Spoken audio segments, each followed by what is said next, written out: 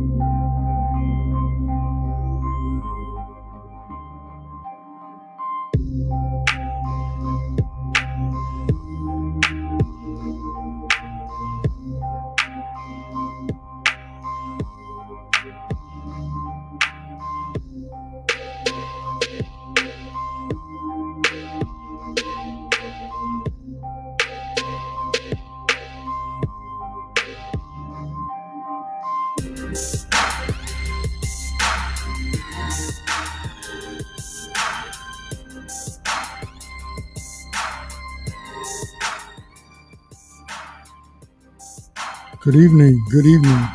Welcome to The Male Perspective on 106liveradio.com, where excitement meets diversity. This is Willie LeGrand Jr. hosting The Male Perspective. It's another great day. Lent, we're grateful to have you all here today with us. And it's going to be a great show. We're going to have fun. We're going to enjoy one another. We're going to enjoy what we're doing. How many times have you decided to do something and you struggled to do it? How many times have you had people say, hey, you can't do that. You're not qualified. You're not able. But yet what you do, you press forward. You do your best. Sometimes you doubt yourself, but we can't afford to do that. Whenever we doubt ourselves, we are hindering forward motion. We are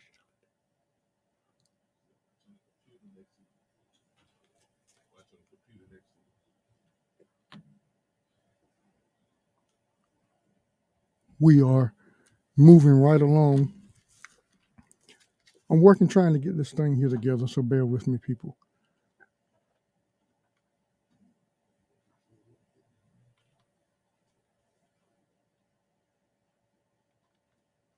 Okay. Now,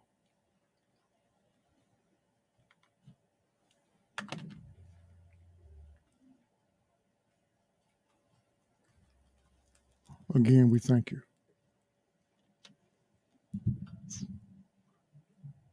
The Male Perspective, where men talk about real things that involve men, where we are going to discuss today issues, preventive measures, positive thoughts, negative thoughts, growth, potential, and all things that will help us to be better at what we're doing.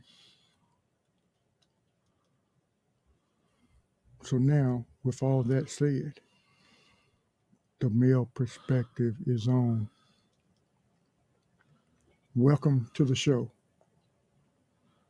Welcome, everyone. We're having fun. We're enjoying what we're doing. And now, there we go. Today, I'm looking at the two guys that are working with me. We're having fun in the studio. I have before me right now, I'm getting it together. Work with me, people. Work with me. We're trying. Help them, Lord. That is one of the key things that need to happen right now. The Lord definitely need to help me. But right now, as I stated earlier, what we are doing here is getting ready to talk about positive things that make an impact on the lives of all those that are around us. Knowing that what we can do is get it together. We have people that doubt what we do. We have people that doubt what we say. We have people that frown upon us sometimes when things are not going our way. But what can we do about that? We cannot doubt what we have ourselves, because whenever we do self-doubt, we are diminishing our worth. We're diminishing our value. What we're also doing is making light of the abilities that we have. So when we do that, no one else will have confidence in us. No one else will believe what we are doing or what we're saying. Get it together. Look at what you're doing. Concentrate. No one else will have confidence in us. Concentrate. Pay attention to what's going on around you. Hear what's being said. Take it and learn from it. Because sometimes what you do or what people say, constructive criticism. I had a guy one time to tell me, says, hey man, you beat me down, but then you encourage me and you lift me back up. And knowing who I am, I didn't really think it was like that. I didn't know I was being depicted as that kind of person. But he said it was okay, because what it did in the long run was helped him out. And I was like, am I really being that kind of person, to where I'm thinking that I'm speaking positive and helping somebody, I'm kind of hurting them at the same time? And I guess you might say, well, no pain, no gain. But we don't want to look at it that way. But it is that way sometimes. If you hurt something sometimes bad enough, a change will occur. It's just like whenever we were getting whippings growing up, or in today's time, they would call it child abuse. But whenever we were getting disciplined at the time growing up, the pain made you not want to do what you did before to get that same kind of treatment. It made you better. It always makes you better. Whenever you're doing something that changes your life, it's always good, and it's going to be good. Today's topic we're talking about right now is going to be, well, I don't want to share today's topic yet. I want to go ahead on to what we're doing, because what's going to happen is it's going to make us better. Positive statements that's sometimes true to help us to be better in the things that we say and do. Ron Miller and Don Robinson are with us today. We're going to be talking about the importance of affirmation. The importance of affirmation. Don, would you like to share something right quick? Yeah, it's Don Miller and Ron Robinson. I just want to make sure you guys was on the same page. Come on now, Willie, let's get it together now. Well, we're going to talk about affirmations. I guess that's what we need to dive into. And affirmations is really the short piece of that is affirm. And so statements that affirm individuals. And I was riding back from a site that I have, and I was talking to my wife, and we were talking about the Bible. And we was talking about, when you go into Proverbs, you see a lot of affirmations, and we need to be affirmed. We need to be affirmed. And I think a lot of times people make certain decisions in their lives because they haven't been affirmed. And affirm is a powerful piece. And so we're going to just talk about that today with my partner here, Ron. So Ron, I'm gonna hand this baton over to you, man. You passing the baton? Yeah, I think affirmation is very very important. And part of being affirmed, we speaking of the necessity of men being affirmed. And I think that is so critical in today's society, because we're divided based on opinion versus absolutes. It's absolutely, I believe you two gentlemen will agree that it takes a man to affirm a man. And I understand that we're living in a culture and a climate where we have a lot of single women raising young men, raising boys. But the question is, we see and we applaud you and we're grateful for what you're doing, and you're stepping up because unfortunately the father may not have stepped up. But have you ever sat back and asked the question, how many go back to ask that young man when he becomes a man, internally, what's going on inside, what's going on, and whether or not the little boy inside of the 25-year-old is still crying out for his dad, crying out for a man, looking for affirmation from a man. And we see it in so many cities across America, especially inner cities, where young African American males are looking for affirmation. And if they're not getting it from dad, if they don't know biological father, then we see them turning to coaches, or unfortunately those that are quote unquote gang leaders and drug kingpins. And we see those things happening because of the fact that affirmation is lacking in that young man's life, in that young woman's life. That's a powerful piece, because, when even in therapy, I find a lot of times that, men have been told, even as boys, be a man. Right. And that is so, doesn't give you any real true meaning of what does a man mean. Being a man, what does that mean?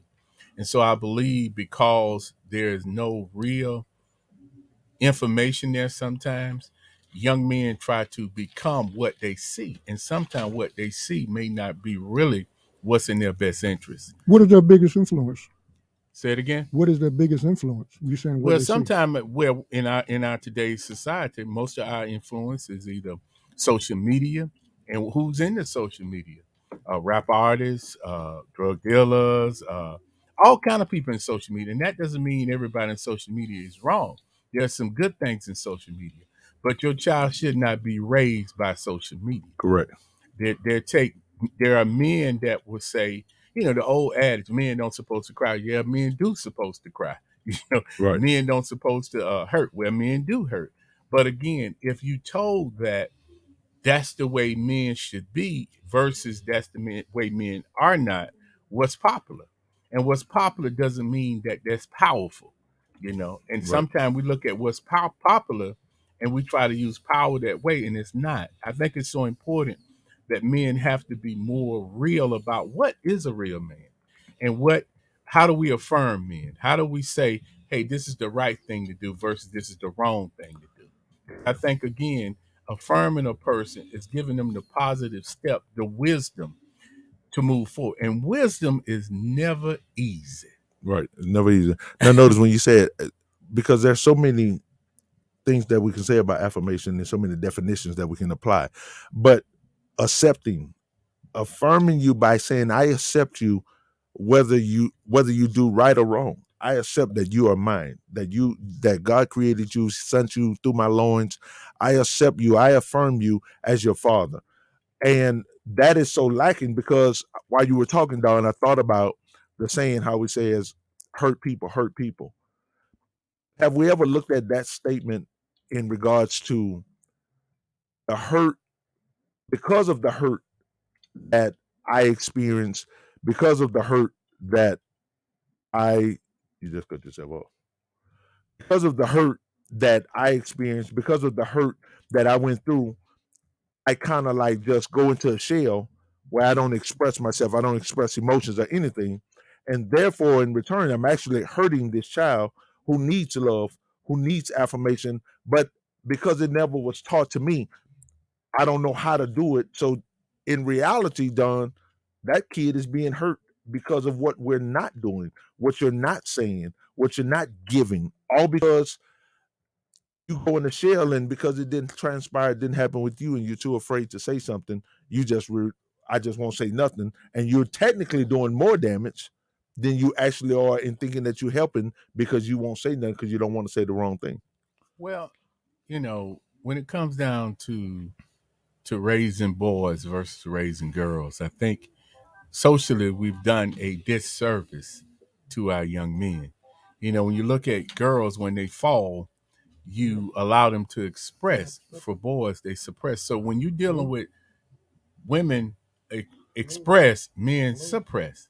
Right. Listen to what I just said. Women express, men suppress. So men suppress their emotions. So by suppressing their emotions, they act out versus talk out. Women can talk about what's going on with them, but men don't.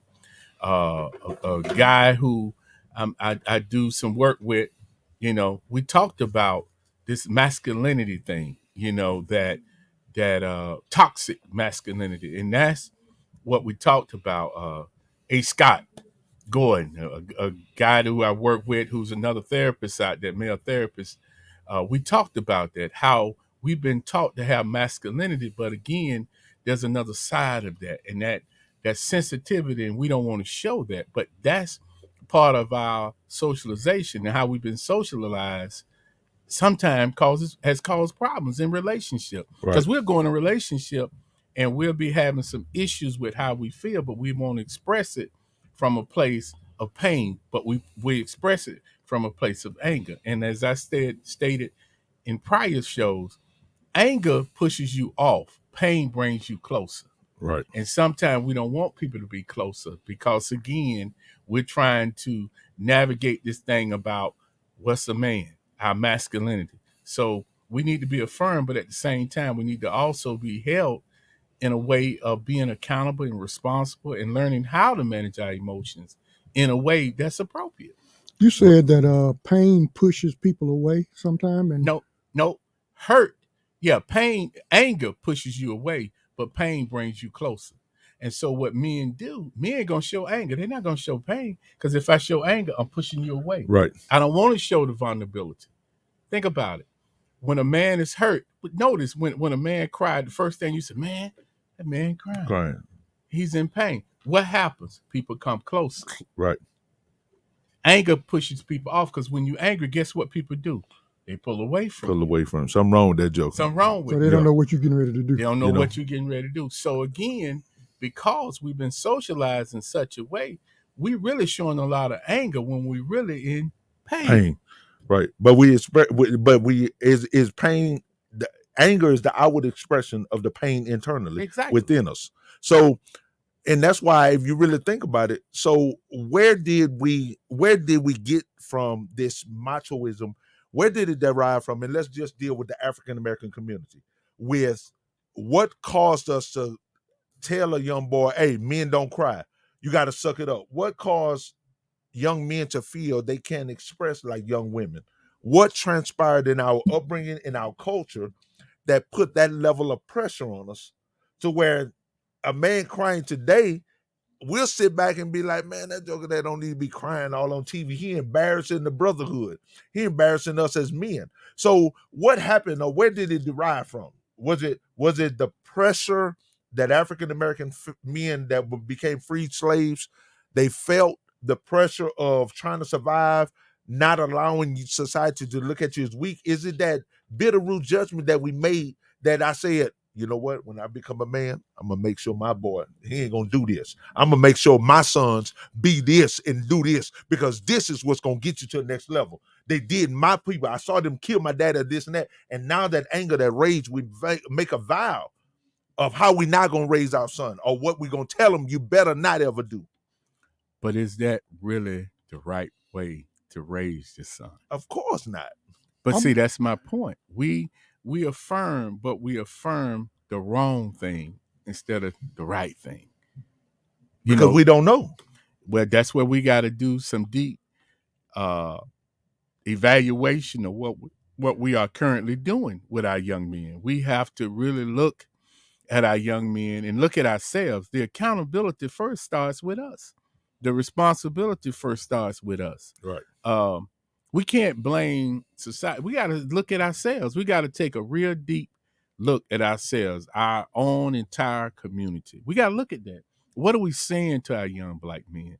What are we saying to our black men about how they treat women? How do we deal with black men about how we look at family? How we deal with black men as we look at finances? How we look at faith? How we look at all of those things? But Don, I understand you, and I'm just going to kind of, what you're saying is all true. Here's another thing that I think we will say, that there are more black women than black men. We will say that a large percentage. We got a large percentage in the populated in prison, all of that stuff. So what gets me is the Willie, the brothers that, man, bump that. I'm over here struggling with mine. I ain't got time for all them other folks. So next thing you know is, if you really think about it, we see the struggle. We see the coaches at the park and the ball field, and we see the coaches out there, and you coaching single home kids, you know, from single family homes and stuff. And when you talk to brothers about mentoring, about coming out and being an inspiration and trying to help and get this together, a lot of times it's just like, man, I'm trying to survive over here in my own world. You know, I got my two that's a headache in itself. And so many times, how do we even get past that? How do we come together to fix that? We have to begin to recognize, if it hurts you, it hurts me. We got to look at it from a community standpoint. If we're going to be individualistic, then you're right. It will continue to be that way, because one man may raise his child one way, one would do it another way. But the key is, we got to come to the realization, we got to hold ourselves accountable, man. Right. But we got to hold ourselves accountable for what's going on and do what we can to try to help one another. Dialogues like this is a part of it. I got a message. Someone said that there's a show on Bounce called Johnson, which is about four men trying to be, role models for young black men. You know, a lot of times we pushing the role model piece off on someone else when we need to do it. Right. I believe a lot of women have stepped up because we have stepped down.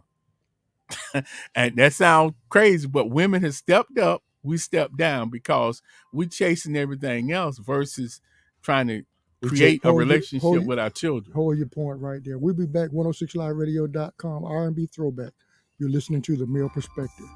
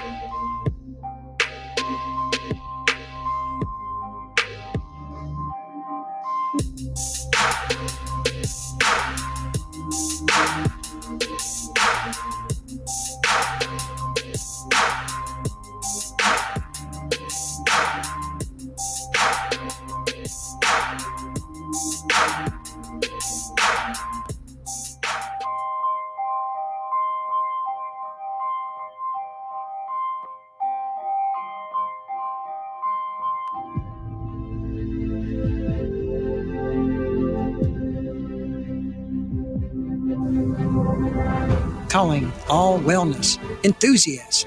Other champions have partnered with 106 Live Radio and the Tanasha Gray Show. Join us as we take the wellness journey to optimum health and wellness. As a team, we will lead and assist others in every way possible. Daily, you can expect us to inspire, educate, and empower you. We are on the journey to living a well-balanced life in Christ.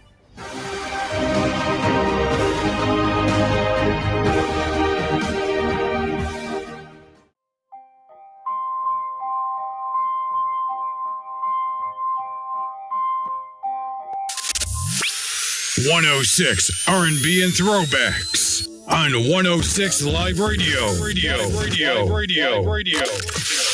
Atlanta's music leader. Marvin. It's a new thing on 106 Live Radio. The male perspective. Some may consider this the male therapy, male empowerment, or even male bonding. However, the male perspective is a place where we discuss genuine subject matters that men face on a daily basis. With your host, a real and transparent man, Jason Gray, with co-host Willie Legrand. Welcome to The Male Perspective.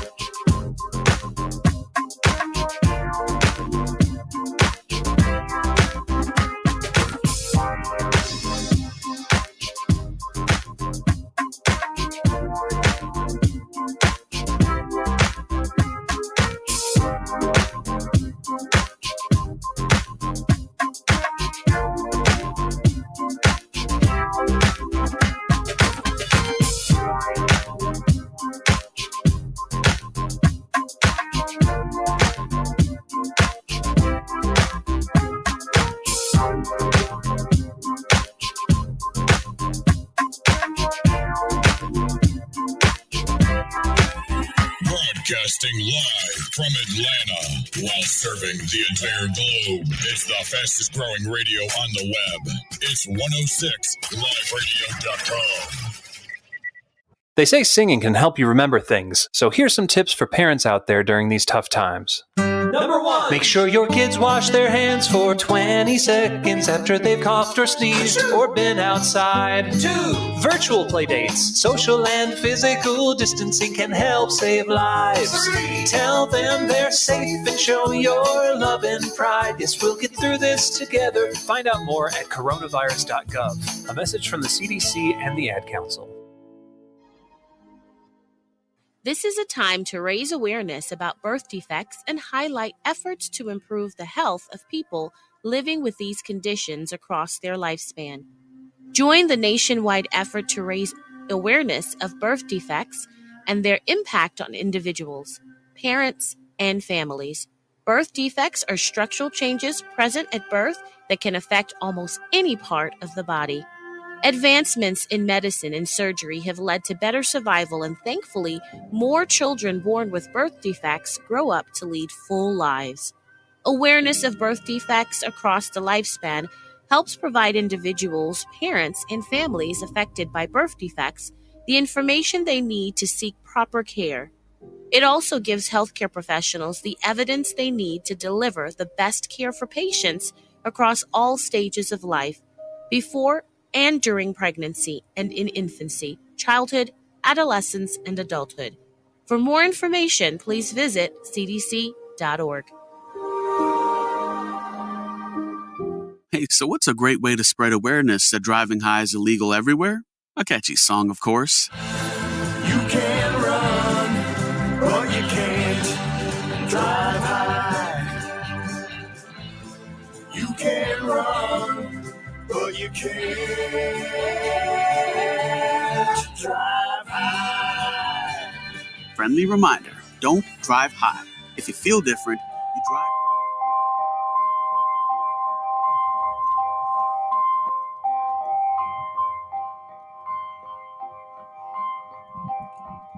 And we're back. The Male Perspective on 106liveradio.com, where excitement meets diversity 24/7. Today we're talking about the importance of affirmation. Also, hey, listen, by the way, every day we have a radio show comes on, The Morning Rise with the Variable Y from 6 a.m. to 10. Check him out. He's a great guy. A lot of information, a lot of fun, a lot of encouragement and inspiration too, also coming from him. That's 106liveradio.com with the Variable Y from 6 a.m. to 10 a.m. Listen to him on 106liveradio.com. Affirmation is usually a sentence or a statement. We're talking about affirmation, of powerful words put together in a positive statement, aimed to tap into your conscious and unconscious mind to motivate you, to challenge you, and to push you to reach your full potential. Also, we got to remember that you have to act upon those things in which you're believing and which you're confessing also. It helps you to concentrate, achieving your goals in life, gives you the power to change negative thinking. One of the worst things that we can have as far as affirmation is negative thoughts. If we're thinking negative thoughts, then that's going to hurt us anyway. So therefore, we have to change those thought patterns. If we don't, then you're going to be defeating your own self. What happens, we sabotage ourselves with negative thinking. Affirmation comes with positive thoughts. So Willie, what you mean when you say negative thoughts towards affirmation? Exactly what you're saying. Well, what I'm saying is that if you're talking positive but you're thinking negative, it's not going to work. So you speaking of an individual affirming themselves?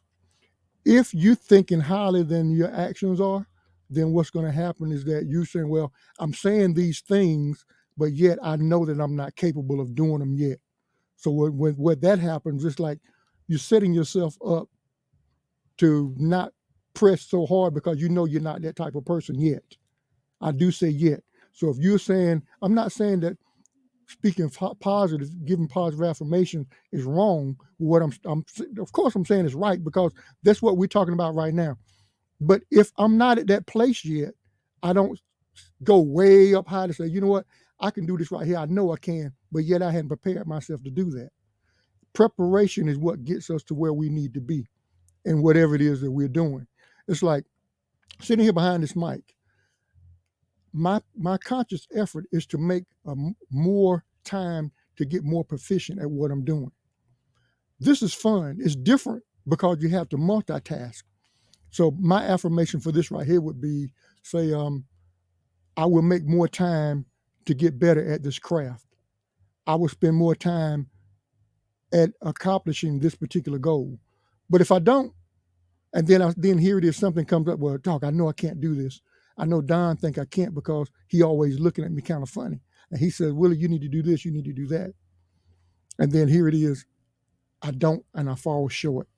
And then on the flip side of that, you come in and say, hey, Willie, hey, man, you're doing a great job. Continue to do what you're doing. It's getting better and better. So so you consider that to be a positive affirmation? Ain't that what I just said? No, I'm asking you. I thought I said that. You know, that way we trying to be good up in here. We got an audience that like sometimes be thinking we read it.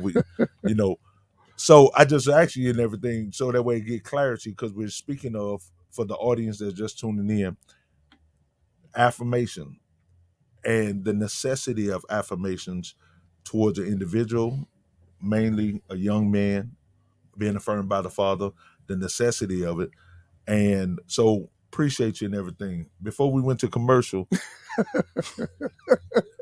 Don, we were dealing with, and you mentioned women have stepped up either by force, by no other choice, and doing what supposedly is a man's job.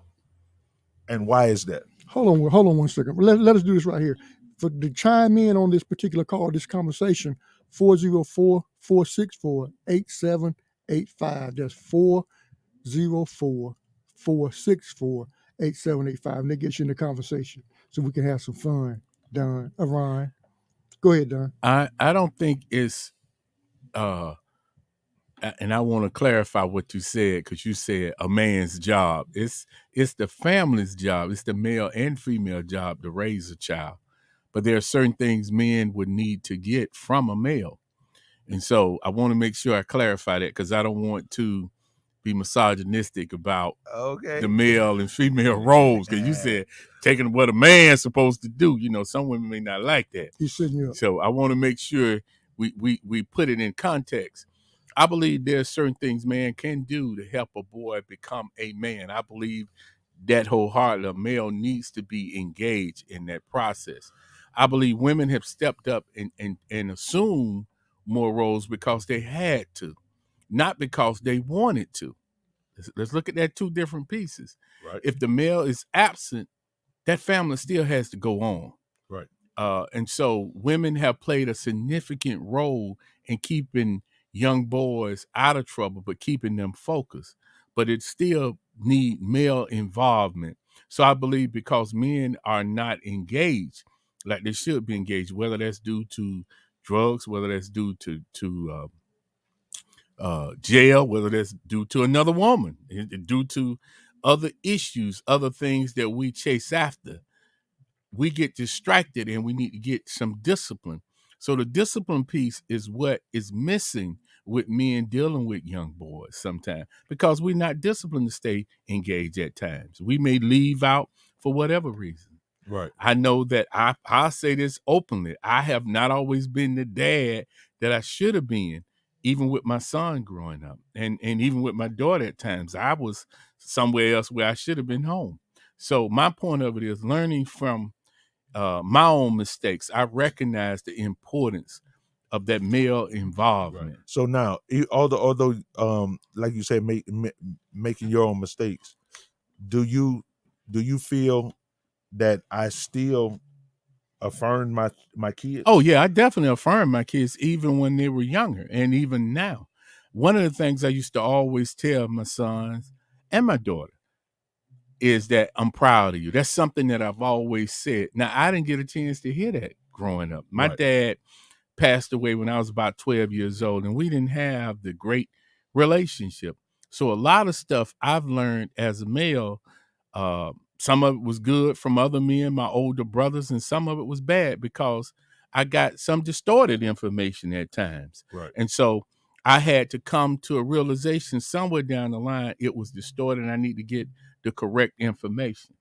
And that's why today I push a lot of things different than I got for men, such as this whole thing about, is it okay to cry? Is it okay to be sensitive about things versus trying to stay hard, trying to be this male that don't have emotions, but he does have emotions, but it's flown in a negative manner. Right. So now, because we see that a lot, and we see that's really a conversation that is all across in every spectrum. The male crying, showing emotion. What's wrong with that? I think there are a lot of men that were raised with that hard, as Kevin Hart always expressed, say it with your chest. In his special comedy. But when you lock down, you saying it with your tears.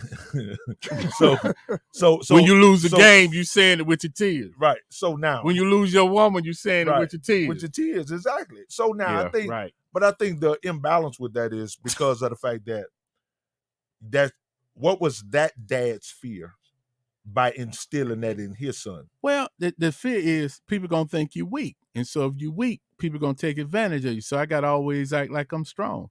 Remember what I just said. Act like I'm strong. Being strong doesn't mean you don't share your emotions in an appropriate manner. Being strong doesn't mean that, okay, I'm hurt. I can't say I'm hurt. I can't say I'm in pain. But because we've been socialized that way, we keep duplicating that. And we keep turning out young men that don't share their emotions appropriately, but their emotions managed. I put it like this. Instead of men managing their emotions are managing them.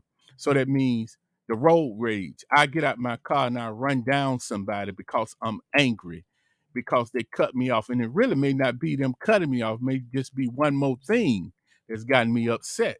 So I react in that manner versus thinking through my emotions. Right. So now, what would you say to the gentleman that's listening, but they were raised in their baby boomer? They came through Jim Crow segregation, and the negative stigma towards black men, let alone the level of persecution. We have this thing in black women feeling the need of being protected, and what we see in society going on. The gentleman from that era. What would you, when I didn't know anything, I didn't know no better, and crying was considered to be weakness because in our culture, based on that day and time, you needed to be strong because of the level of persecution, the suffering, and everything. Once you know better, you do better. That's what I want to say to that, because, even though back then we didn't share our emotions, but guess what we did? We self-medicated. Self-medicated is our drinking. Self-medicated is our drugging. Self-medicated is our gang involvement. Self-medicated could be something that's negative versus positive because, again, although you suppress those emotions, you're going to deal with them one way or another. What's appropriate? What is constructive versus destructive? Right. And see, so we look at those two pieces. Now, is it constructive to go out and when you get angry, hit somebody, or is it constructive to learn how to manage your emotions and then walk away? Is that constructive or is it destructive? No, what I want to do, I see what you're saying. It's a matter of control. What I want to do, I want to go back to what you had, what was mentioning earlier. You were talking about the children, the young people, the young adults, kids, about affirming them. One of the ways we have to do it is be able to affirm them ourselves. Like we tell them, hey, good job. You did a great job. I'm proud of you. It's like, when was the last time you might have told one of your children, hey, you know what? I'll just call to tell you I love you? Because I do it all the time, man. All the time. I do it all the time. All the time. Let me tell you something. The reason why it's hard for us to affirm others because we haven't been affirmed. So now, let's just call it real. Let's just call it like it is. A lot of times we don't know how to affirm because we haven't been affirmed. We've been told you never be anything. You just like your daddy. You no good. You're gonna always fail. So when we hearing that, it's hard for us to give that to someone else. Okay, but now that now that you know good, know better, you do better. we're supposed to do that. That's what we learn. That's where process comes in. That's where the learning curve begins. If you haven't been taught that, or you hadn't been said to you, because you mentioned the fact that your dad died at an early age, so you wasn't able to glean from that, or maybe some uncles could have stepped in and did that for you. But the thing too, now that you saw what you missed from that growing up, you are able to give it to your children now. Yeah. And the thing is that we have to teach our children to notice that. Notice when we say things to them, let them know that we notice what they're doing.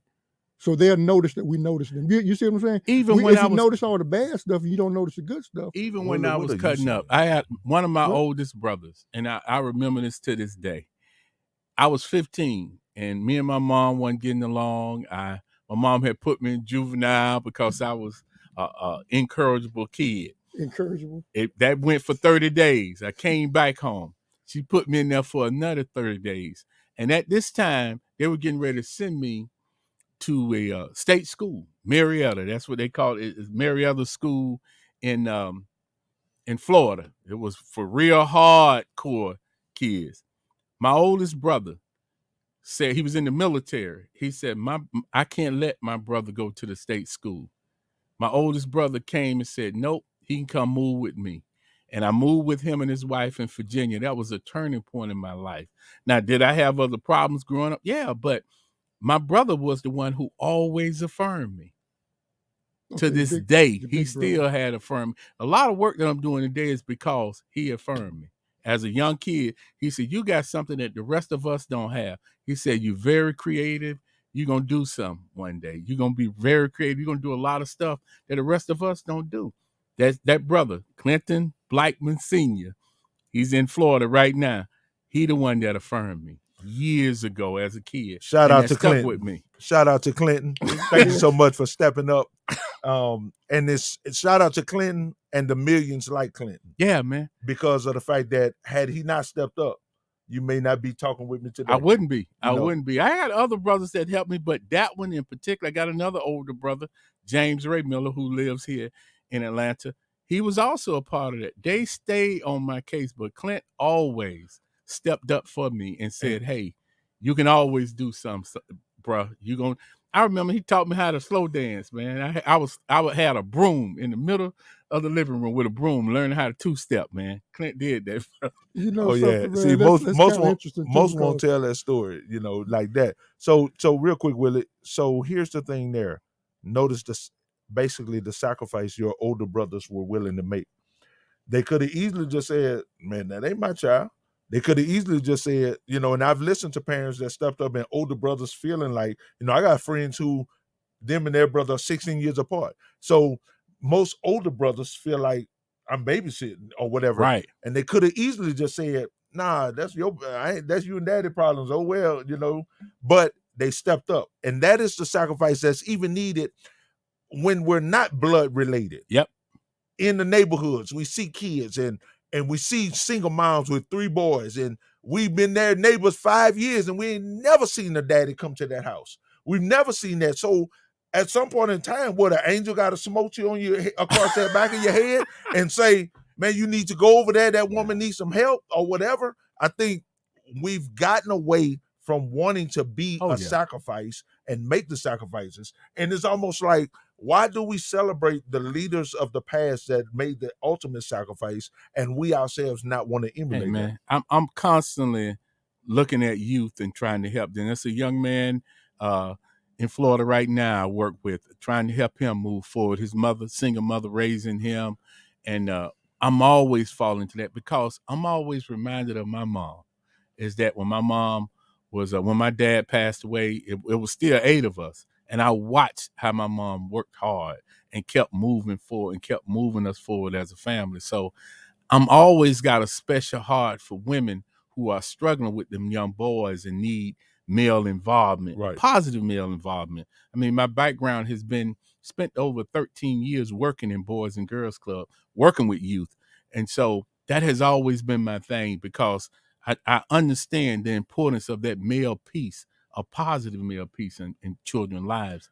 And affirming young men is so important because, see, guess what's happening? In the gang, they're being affirmed. Right. They're being affirmed. Yeah. They being affirmed. In the rap game, they being affirmed. Right. You mentioned that, and that's true, because a lot of times what's happening is that we're so busy criticizing, or we're so busy finding fault, that we don't take the time to say, you know what, I see what you're doing here. I think you're doing a great job.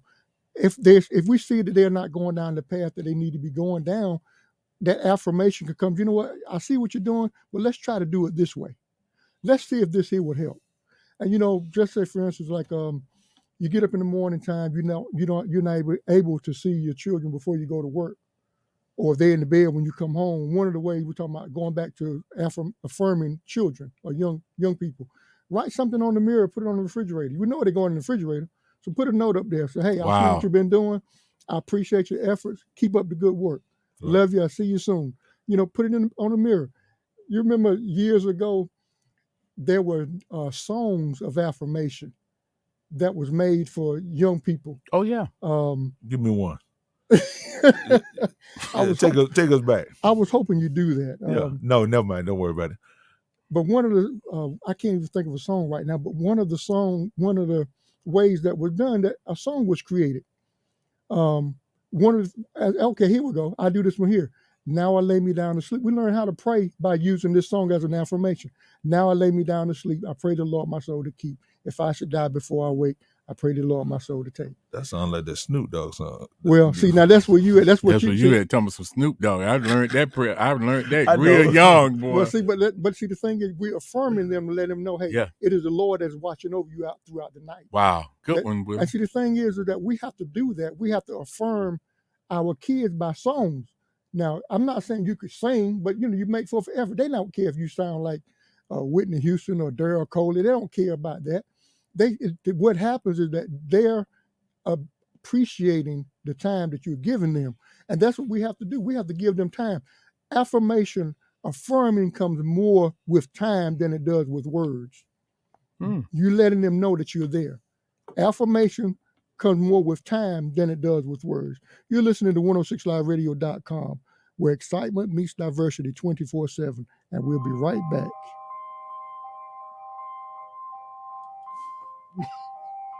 But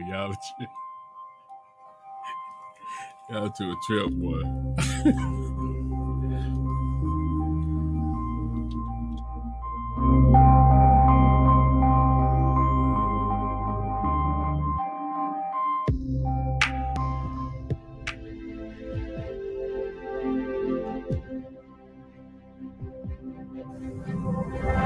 Calling all wellness enthusiasts.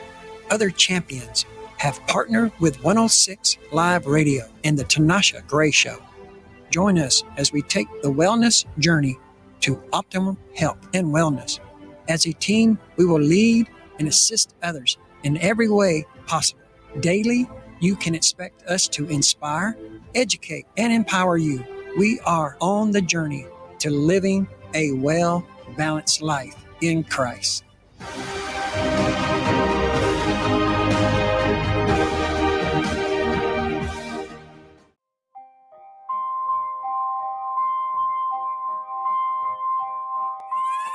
Broadcasting live from Atlanta while serving the entire globe. It's the fastest growing radio on the web. It's 106liveradio.com. They say singing can help you remember things, so here's some tips for parents out there during these tough times. Number 1. Make sure your kids wash their hands for 20 seconds after they've coughed or sneezed or been outside. 2. Virtual play dates. Social and physical distancing can help save lives. 3. Tell them they're safe and show your love and pride. Yes, we'll get through this together. Find out more at coronavirus.gov. A message from the CDC and the Ad Council. This is a time to raise awareness about birth defects and highlight efforts to improve the health of people living with these conditions across their lifespan. Join the nationwide effort to raise awareness of birth defects and their impact on individuals, parents, and families. Birth defects are structural changes present at birth that can affect almost any part of the body. Advancements in medicine and surgery have led to better survival, and thankfully, more children born with birth defects grow up to lead full lives. Awareness of birth defects across the lifespan helps provide individuals, parents, and families affected by birth defects the information they need to seek proper care. It also gives healthcare professionals the evidence they need to deliver the best care for patients across all stages of life, before and during pregnancy and in infancy, childhood, adolescence, and adulthood. For more information, please visit cdc.org. Hey, so what's a great way to spread awareness that driving high is illegal everywhere? A catchy song, of course. You can run, but you can't drive high. You can run, but you can't drive high. Friendly reminder, don't drive high. If you feel different, you drive different. Brought to you by NHTSA and the Ad Council. Hey friends, not only am I going green, I am giving away green on the C. Harper Show. Yes, ma'am or sir, you can win $1,000. No gimmicks. We just want you to have a great spa day. Friends of the C. Harper Show, Mary Boyd of Breaking Chains Enterprises and James Edmonds of Archie Consulting want you to relax and take care of your emotional wellness. So the rules are simple. 1. Promise to treat yourself to an emotional wellness spa day. 2. Call the C. Harper Show at 404-464-8785. 3. Be the 16th caller on 106 Live Radio on February 11, 2022, between 5 and 6 p.m.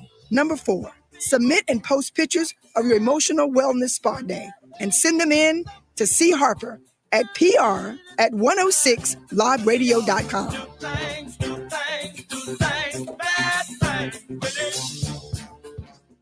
Hi, everyone. Al Roker here. As a guy with his own catchphrase, I appreciate that Smokey's only said, "Only you can prevent wildfires." But I'm filling in because there's a lot more to report. Like when there are parched or windy conditions out there, you gotta be extra careful with things like burning yard waste. After all, wildfires can start anywhere, even in your neck of the woods. Go to SmokeyBear.com to learn more about wildfire prevention. Brought to you by the U.S. Forest Service, your state forester, and the Ad Council. Are you thinking of changing your marketing strategy? 106 Live Radio is the solution you need to promote your goods and services. We are offering special advertising rates on our fast-growing radio network. We can also help you create an audio commercial or a website banner that fits your business needs. It is just that simple. Visit our website at 106liveradio.com for details.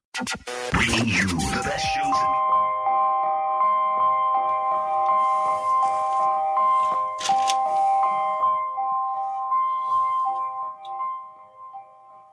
And we're back. 106liveradio.com, the male perspective. Every second and fourth Sunday from 2 p.m. to 4 p.m. You can also catch us live on YouTube, The Male Perspective.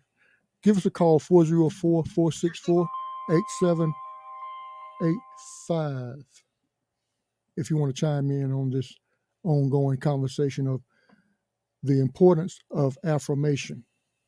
We were talking about before we left about children being affirmed by parents, by older siblings, by people that care about us or care about the children around them. If they don't have a positive influence, believe me, somebody out there is going to positively influence them the negative way. We're talking about leaving notes on the refrigerator, or writing a message on the mirror, making up songs for the younger children to remember. And even sometime now, I realize that I have to make up a song sometime to help me remember certain things. Come up with creative activities. These are for the younger people.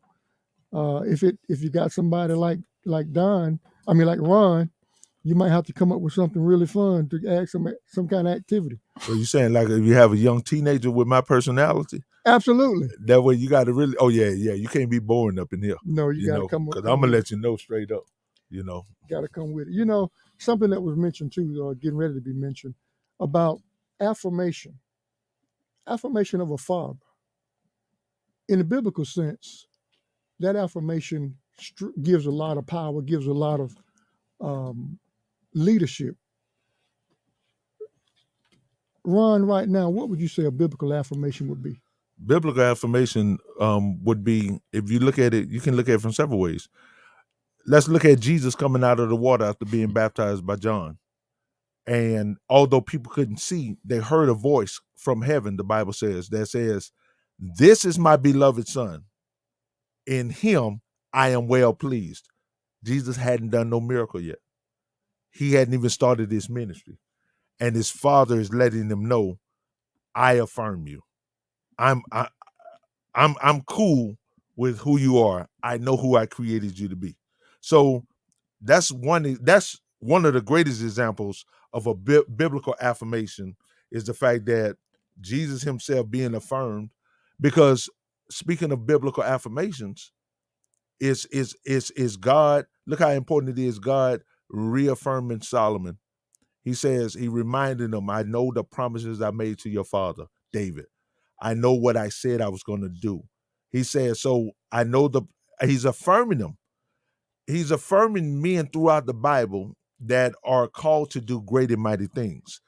But the necessity, if you really look at his scripture, biblically, Old Testament, New Testament, Joshua, the son of Nun, David, son of Jesse, Peter, son of Barjona, Jacob, son of Abraham.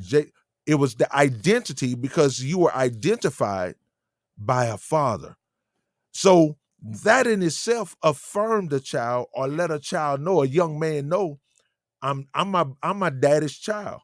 So there's an automatic expectation internally of behavior on how you're supposed to carry yourself, the way you're supposed to go about conducting business, conducting things of the house, because you're Don Miller's son, you're Willie LeGrand's son, and your daddy, we esteem him highly.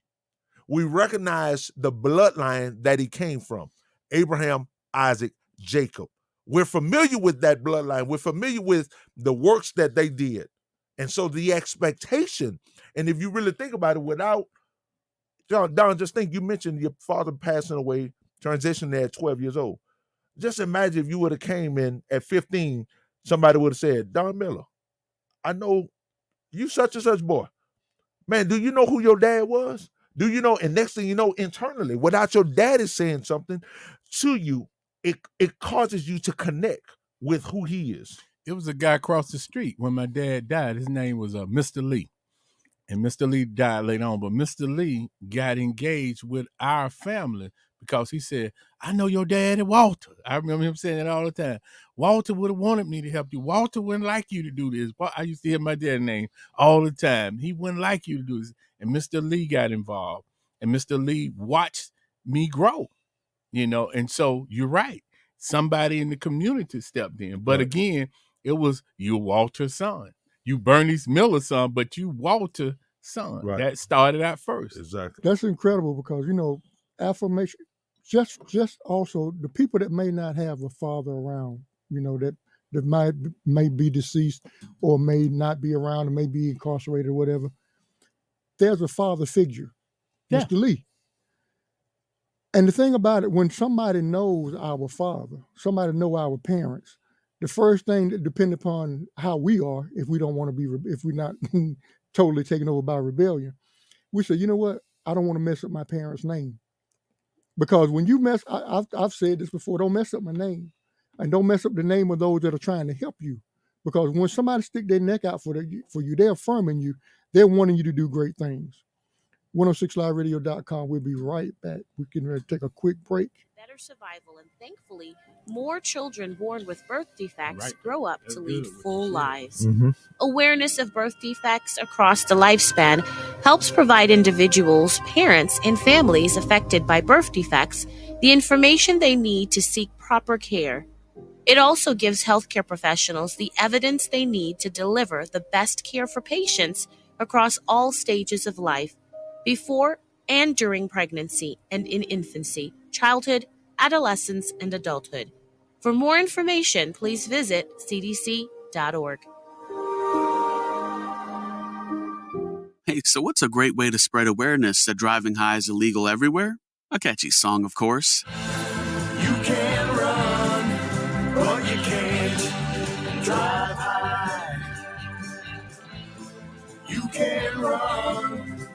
you can't drive high. Friendly reminder, don't drive. Broadcasting live from Atlanta while serving the entire globe. It's the fastest growing radio on the web. It's 106liveradio.com.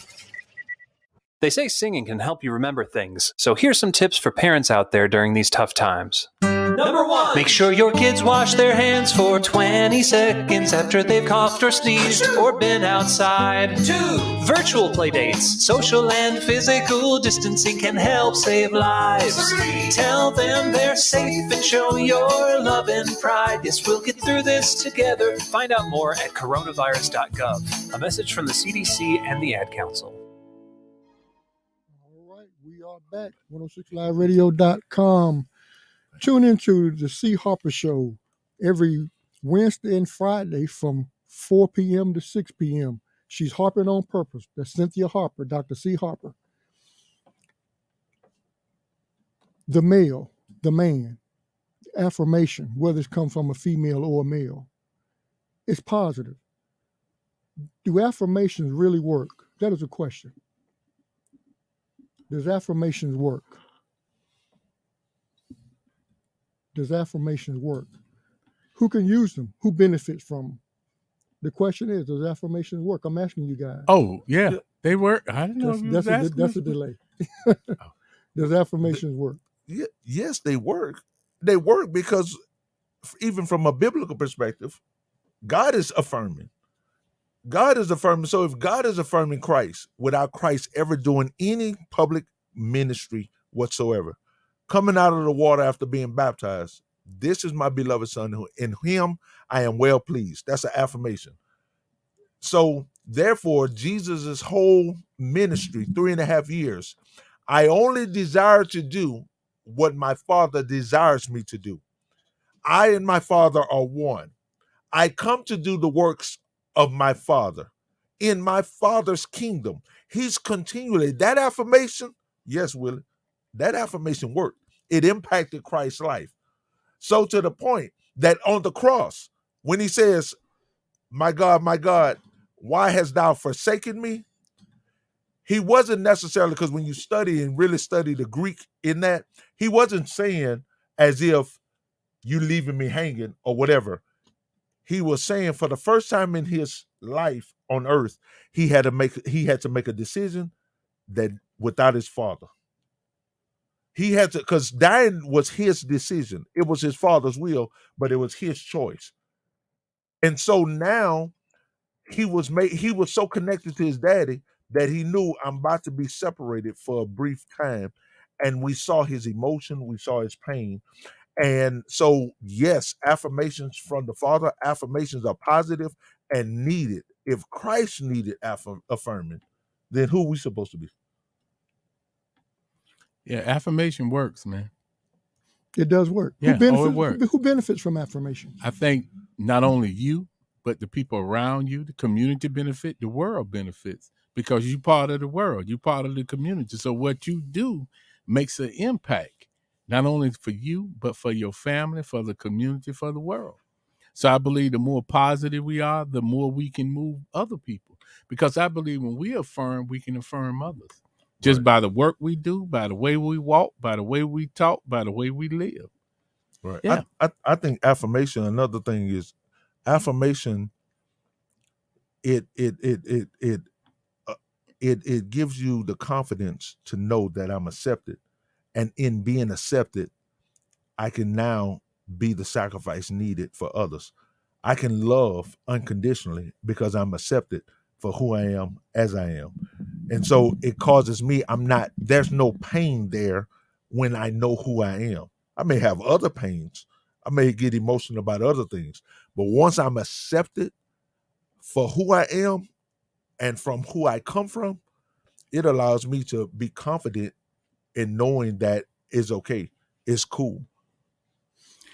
Yeah, you have to, affirmations motivation is motivation. And if I can be motivated, as Ron said about confidence, once you become confident about who you are, you can become unstoppable with what you want to do. I mean, think about it. even when you go to the Bible, when you look at the Tower of Babel, they were affirming, hey, we're going to build this tower. They were all on one accord. It was on one accord. We're going to build this tower. We're going to build it. We're going to build it. We're going, hey, come on, bro. Let's do this. Let's get together. And without confusing the languages, that tower would have been built. Because I love that. I love that passage because it allows us, if we could grasp a place and time of unity where humanity was unified, notice they were all, the Bible says, God says, let us look down and see what man is doing. And God says to the heavenly host, behold, they are all of one voice and one mind. And God says this, and it's one of the most powerful things, because when God says something, we really should be like, man, that's God speaking. God says, because they are on one accord and one voice and one mind, this thing that they have set out to do will not be withheld from them. Basically, God is saying, I can't even stop them. Well, that's what two or more gathered in his name, he's in the midst of us. So when unity comes, there is nothing but victory before you. That's what happens, because whenever you come. No, Willie, I understand what you're saying. Oh, but, okay. Speak loud. But okay, well, Willie, go ahead. Understand what you're saying. Yes, God. But I really want you to really stop to think, because I understand that's true in one sense. But where two or three are gathered, like that's a whole different perspective where these individuals, they were about to build a tower that reached heaven, because they was like, we need to worship, we need a God that we can see for ourselves. And in that endeavor, God himself basically is saying, they so unified, I can't even stop them, because I breathe my creative mind in them.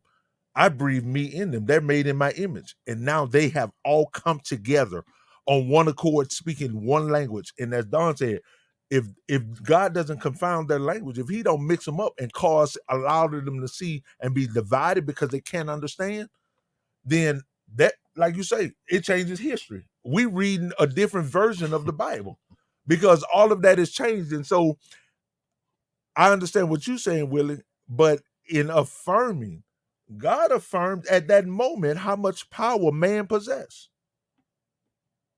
The ability to speak and to actually put together a plan to execute something. God is affirming that, hey, we can't stop them, you know. So just imagine if young people were affirmed to know that they have a gift, that they got a talent, and they got a skill. And as I say to men every morning, the world is waiting on you. What you gonna do? See, that's an affirm, saying that the world is waiting on you. What you gonna do? Meaning that if kids, young people understand that they got a skill, they got a talent, they got an ability, and all they got to do is go use it because the world is waiting on them. Another affirmation is the world isn't closing in, the world is opening up to you. See, because some people think the world is closing in on them. The world is opening up to them. That's all I'm saying is there's opportunity versus obstacles. And some people look at obstacles versus opportunity, when in actuality, every obstacle, if you look close, there is an opportunity. Right. Perception is one of the things that changes our outlook. Yeah. If we perceive something to be too hard for us, therefore we won't try. That's why that affirmation is necessary. Yes. That's why that is necessary, to say it ain't too hard. It can still be done. It ain't that deep. We make it deep. Yeah. And I didn't use the correct language because somebody out there said, well, he said ain't. It ain't that deep. Or it's not that deep. Right. Let's just go and be real. It ain't that deep. It ain't that deep. You know, the thing too, I was working on a job. I was working a job one time, and I was talking to my dad. I said, hey, they want me to interview for a job that I'm already doing. And he said, what are you going to do? I said, well, I don't think I need to do it because I'm already doing it. He said, well, don't you tell you no. Let them tell you no. 9 times out of 10, when a person thinks that they can't do anything, they won't do anything. You're right. Never short. I like to tell people this sometime when I can. Don't stop your progress before you even try. We already defeated whenever we look at something. I try to encourage a lot of young men I do. I'm a technician, electronic technician by trade. I tell a lot of young men that favor me. I said, listen, I said, why don't you try to do this here? This is not going anywhere. They're going to always need somebody to do this. Well, I don't mess with no electricity. That's what they say, electricity, not electricity. I'm not going to, I'm not going to mess with no Tweety Bird. Tweety Birds. Yeah, that's what they say. So, but it's like this right here. Well, why not? Respect what it do to you, but don't stop yourself from trying to do it. Now, right now, we know that Ron is an electrician. This is what he does. He didn't shortchange himself. He didn't say, I don't think he wouldn't know. He couldn't have said that I can't do this. I'm not going to do this. He looked at an opportunity. He took advantage of it. Somebody may have affirmed him and say, hey, man, why don't you try to get us a go? And the thing is with me, that's what I tell people. Give it a try before you deny. You make me think about you. So give it a try before you deny. So that's an affirmation, because if I give it a try before I deny myself the opportunity to try to do it, you'd be surprised at what people can do whenever they try. No. Because if you don't try, you never succeed. A failure never wins and a failure never tries. So I agree with you, but then I want to throw a wrench in the loophole. Of course. Because that's what I got to do with you. With it, you know. Do it. So here's the thing: hit that man with that wrench, man. Back to affirmations. Jesus goes to Nazareth. The Bible says we see John. Mark chapter 6. See Luke chapter 8. It says, "Who are you supposed to be? Ain't you the carpenter's son?" Back to identity. Your brother. All y'all carpenters, like, when you get off turning water into wine, who you supposed to be? And the Bible says, because Jesus says he not hurt, he just like, okay, a prophet cannot be accepted in his own home. Here's the thing that we send our school, and so in Jewish culture, they cultivate their sons to become, a trade, what a family business is. They're not going to work for nobody. They're not going to clock in. So what they do is they affirm their children in what their identity is and what they are to become. We, on the other hand, we trying to make folks believe that they could build a rocket ship, but they real good with doing electricity or heating and air. And so for some reason, I think, because if you look at it, we have a large percentage of people that by the time they get 35 to 40, they're not even doing what they go to school for.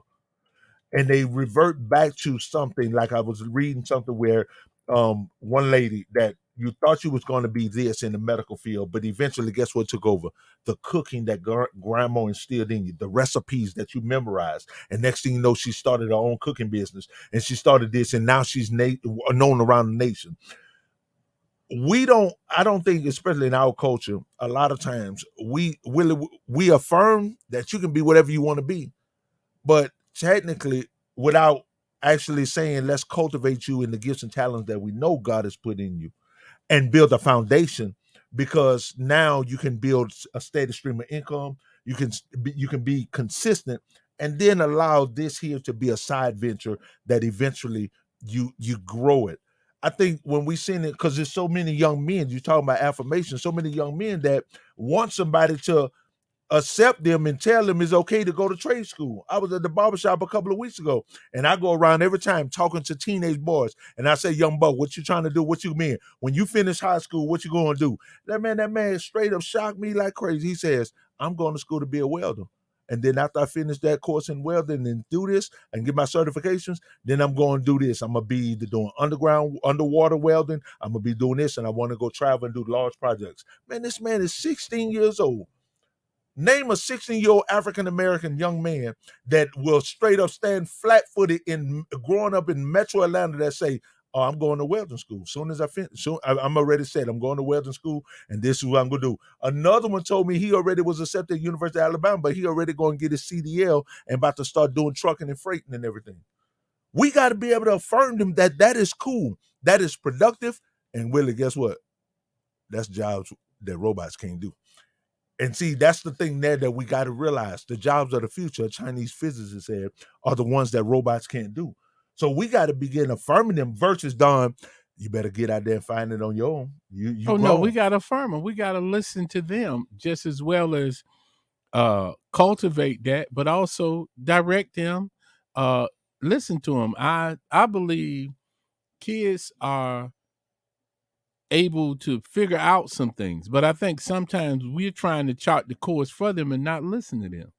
I mean, nobody in my family is a therapist. That wasn't the thing. My mom wanted me to go in the military, and so my point of it is, I believe that God can speak in such a way. We got to be open up to what God may be saying to our children. Not so much what you want them to be, but what has God said for them? God may have a whole different program than what you see for them. That's Joshua 29:11 says, I know the thoughts that I have for you. Jeremiah. Thank you. Jeremiah 29:11 says, I know the thoughts that I have for you. We got a hope in the future.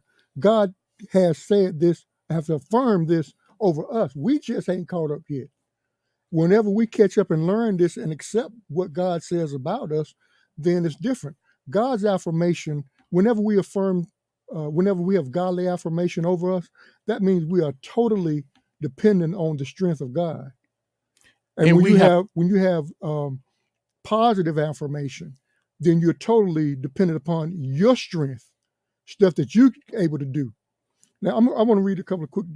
I want to read right quick a couple of these here. It says, I'm not going to be able to do this job. I'm just not smart enough.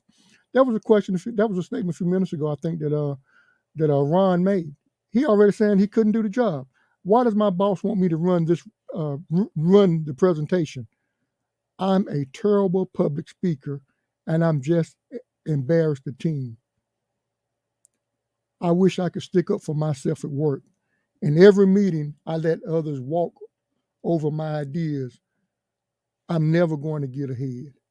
Already, those are negative affirmations that they're making over themselves. And whenever they see that, whenever they say those kind of things, they lack confidence. Their self-esteem is low. Oh, getting back to something you said earlier, Ron, about if you're saying stuff, if you're speaking a positive affirmation over yourself, but yet you're thinking little about your capabilities of doing it, then that's when it hurts you. Because you're trying to put yourself somewhere you're not, because then you remember, hey, I can't do this. What am I doing? Who am I fooling? I know I'm not able to do this. But yet they don't have that positive affirmation. They don't have anybody behind them trying to push them to go a little bit further, to challenge themselves. Whenever you get complacent at something, you're not going to do anything. You're going to be comfortable right there. So I think with the positive affirmations that you're speaking of, and once again, continually allowing someone, I still think we have to take into consideration based on their capabilities. The healing that took place on a lot of occasions in the Bible was Jesus saying, be it unto you according to your faith. The parable of the talents was, and he called his 3 top servants and he gave to them according to their abilities. So I think that is important. Yes, we confirm. Yes, we affirm. Yes, we speak positive. Yes, we say, I can do all things through Christ, which strengthens me, but in proper application at the same time. If you really think about it, it's cool to tell Danielson, and Danielson want to defend himself. He want to be able to fight. He want to learn karate, but he doesn't want to learn it the way that Miyagi is teaching it.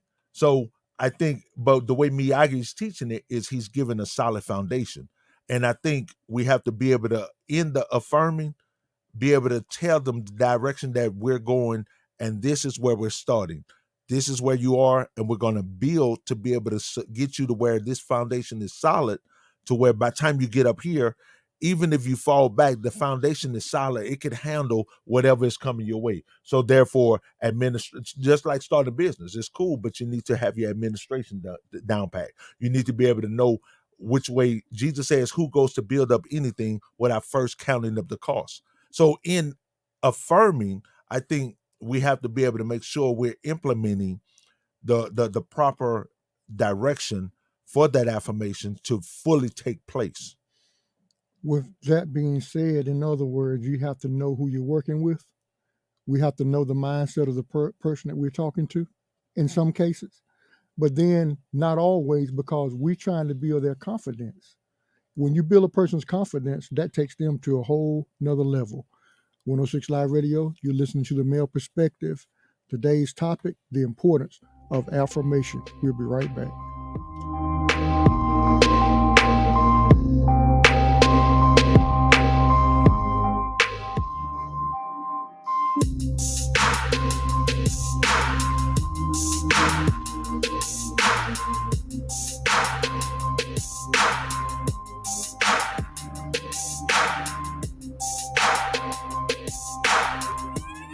Broadcasting live from Atlanta while serving the entire globe. It's the fastest growing radio on the web. It's 106liveradio.com.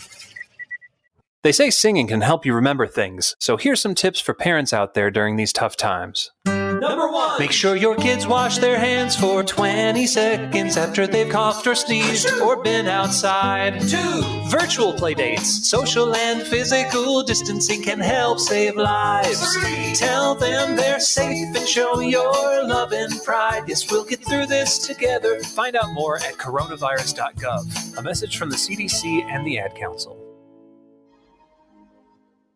This is a time to raise awareness about birth defects and highlight efforts to improve the health of people living with these conditions across their lifespan.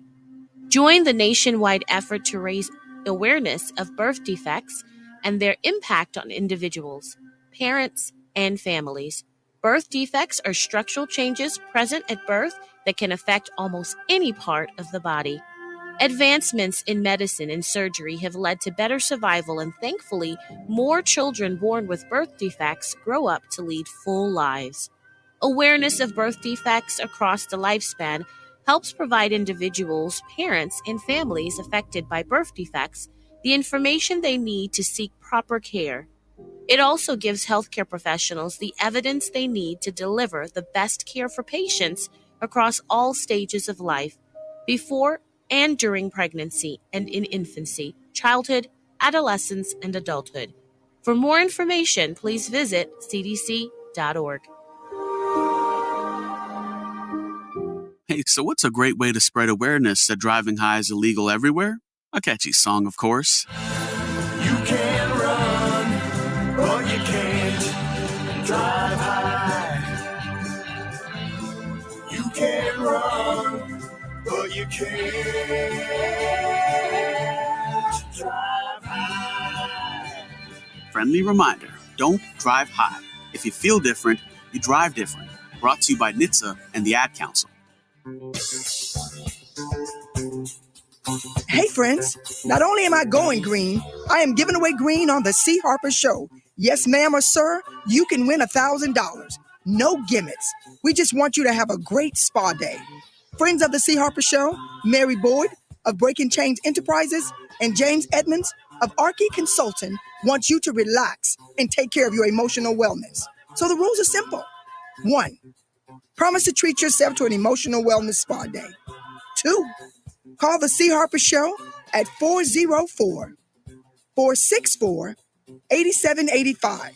3, be the 16th caller on 106 Live Radio on February 11, 2022, between 5 and 6 p.m.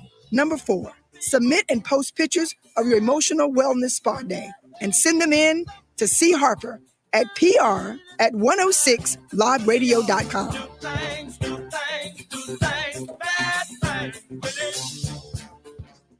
Hi, everyone. Al Roker here. As a guy with his own catchphrase, I appreciate that Smokey's only said, Only you can prevent wildfires. But I'm filling in because there's a lot more to report.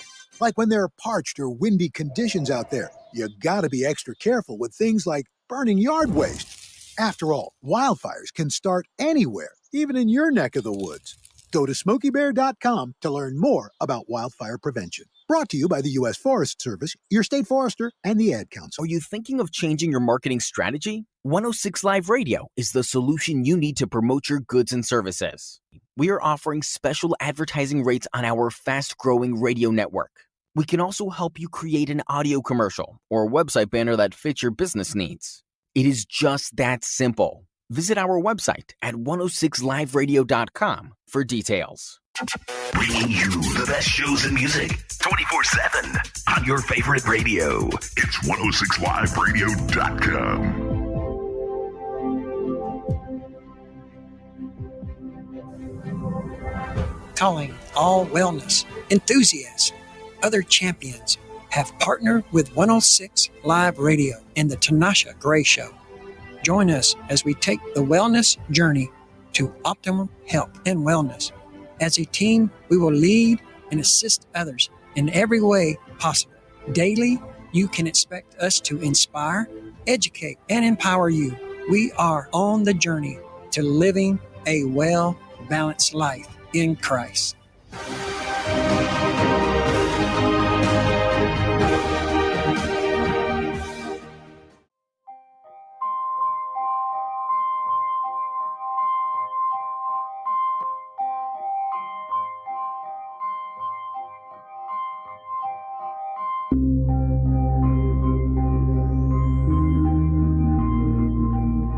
And we are back, 106liveradio.com, where excitement meets diversity 24/7. I missed that. Hey, on the first and third Sundays, tune in to Dr. Meta Rollins for the Unspeakable Joy Conference. That's from 2 p.m. to 4 p.m. every first and third Sunday. Great guests, great fun. She brings it all, y'all. Also, right after this show comes Bobby and Curtis Mentor, Dr. Bobby and Curtis Mentor, with the Power in Names from 4 to 5 p.m. each day, each Sunday. Check them out. Power in Names. There's power in the words in which we speak. There's power in the names in which we have. So we have to be careful what we say about people and what we call people. If we call somebody a dummy or retarded, then they begin to act that way, then you wonder why. We also no matter how old they are, huh? Well, you ought to know. so there we go. Hey, listen now, on a different note here. The Headway Clinic talks about the benefits of having positive affirmation. Some of those benefits, it increases happiness, reduces negativity, thoughts, builds self-esteem, keep small things in perspective, which means we won't get out of whack because something that is said or something that is done that's not really important. We won't harp on that. So the positive affirmation, we'll remember if somebody say, hey, you acting so dumb today, then you remember, hey, I'm smart and intelligent. And then another thing is that it improves your cardiovascular health, means reduces your stress level because you're being positively affirmed. You got somebody speaking positive things in your life where it seems like all around you things are just happening. You feel like you're being defeated. And then you wonder, somebody come up beside you or behind you and say, hey, you know what? I noticed what you're doing. Keep up the good work. You're doing it. You're doing a great job. So these are the benefits.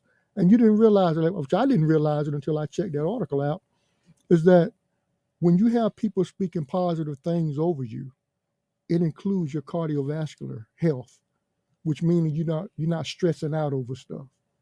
When a lot of, like right now, so much is going on, we get worried, we get troubled, we get, I don't know, we just have a lot of things going on. Then you have that biblical affirmations going on telling you that you're victorious, you're courageous, you can do anything. Then that's another thing that helps you out.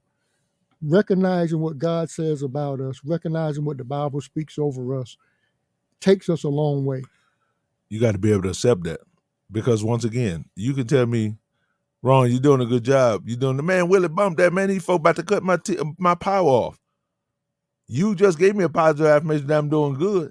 But sure, I'm concerned about my power getting cut off. So you have to be a person has to get to a place where they actually build their confidence up and they can receive positive affirmations. Because Don, tell me if I'm right or wrong. negativity can drain even the most positive individual from even wanting to say affirm you anymore. Yes, it can. So it can. A person has to be able to accept, and you have some individuals that are so negative that their energy, their every statement they say is negative. It is draining because we already have to bringing into captivity every thought to the obedience of Christ. We have to capture the negativity, Willie, that we try to beat ourselves down with. That's inside of us that's trying to say it. So I have to suppress that negative thought, capture that to be able to receive the positive affirmation that you're saying to me. If I don't, then there's a shield that's stopping me from receiving what you're saying, and then it causes me to snap off on you in the wrong way. How can I reach you? How can you reach me? First, prayer. First, pray for God, for the Spirit of God. That's one thing we don't do, is acknowledge God in all our ways, trust the Lord with all your heart, and all our ways acknowledge Him, and He'll direct our paths. I think that's the number one verse in Scripture that we all fall short on. I had a question that came to me, said, what does power have to do with affirmations? What does power have to do with affirmations, Ron? Power? What does power have to do with affirmations? Power, it has a lot to do with it. In other words, because of the fact that, because power can be expressed in a very quiet, mild, humble manner. Like Jesus, being affirmed by his Father, still didn't misuse and abuse the power that his Father actually gave him. And so that's why even upon being raised from the dead, the first thing Jesus says is to his disciples, all power both in heaven and earth is now given to me. I give it unto you. He's affirming the disciples, but they don't go misusing and abusing the power. But internally, it's a quiet confidence. That power produces a quiet internal self-confidence, and I accept it, and I don't have to express it. I don't have to demonstrate it. I don't have to show you or show it off. I fully accept it, and I can keep it to myself. I think that's one aspect of power in affirmation. Okay. I believe that affirmations can produce power, because I believe affirmations could put you on the road to your, position in life or the promise in life. So I believe as you get affirmed about who you are and what you're capable of doing, it puts you towards your purpose. Right. So I think affirmations get you to your purpose in life, because as you are affirmed, you become more confident, which brings a level of power, which also brings discipline to get you on track to where you're going. And think about that. For 3.5 years, Christ had more negative come at him than positive. Everybody questioned his authority. Everybody questioned the power he walked in. We see them saying, man, this dude is doing this. This man here raising dead folks. But the Undertaker is mad because he was just about to get that check, Willie. And this man then raised these folks' daughter from the dead. Undertaker mad at Christ. He ain't liking that. The Sadducees and Pharisees, the religious leaders, the political leaders, and they're asking because we're confused. Where do you get this authority from? They always ask the question, on who authority are you speaking this? And here's the reason I say that. It was so important for the power that Christ possessed, and to be confident in who his dad affirmed him to be, because to where he didn't even feel he had to actually prove to you that he's from his Father. He was cool with you not accepting him, and it didn't discourage him from going forward and doing. A lot of times, we'll think about it.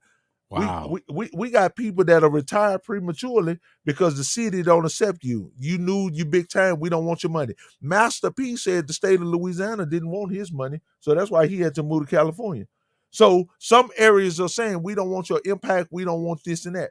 And so Jesus had that same situation. They don't want me here. They don't want me doing what I'm doing. Is intimidating. And he walked in the fullness of the power that his Father gave him with only being accepted technically by his Father. in regards of affirmation. Wow. Now just imagine if we took that same mindset to know who we are, in spite of, regardless of, even though people don't accept us, still walk with the affirmation of who you are.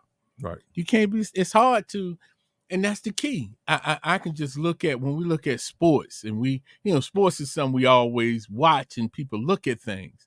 Just imagine that even at the Masters right now with Tiger Woods, with all what he went through, just the fact that he came back, look at the ratings of the Masters this year.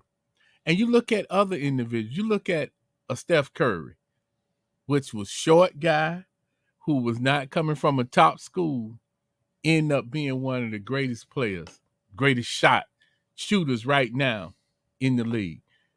If he did not know who he is or who he has become, he could have stopped playing. And so a lot of inventions that we see, just imagine the guys working on the Wright brothers with the plane. They were saying, man, this plane ain't gonna go nowhere, man. We might as well just stop, man. Mm-hmm. Think about that. Look at what we're dealing with now in our society, electric cars. Who would have ever thought that we'll be looking at a car with a battery? Correct. Because we was talking about cars flying first before the electric car. Exactly.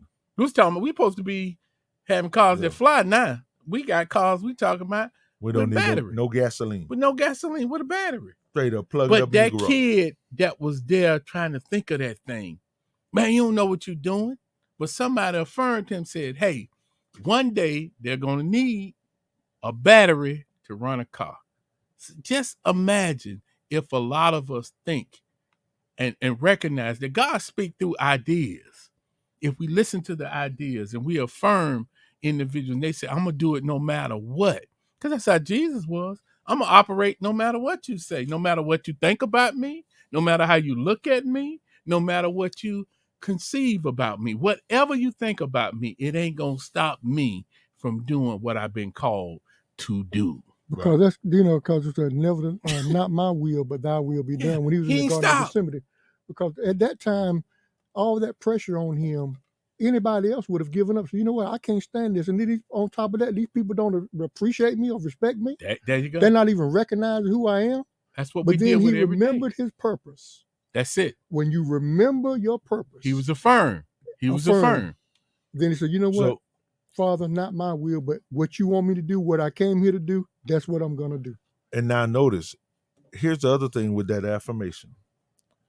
The person affirming, he put a demand on his father that you have to do something to say it's okay to keep going.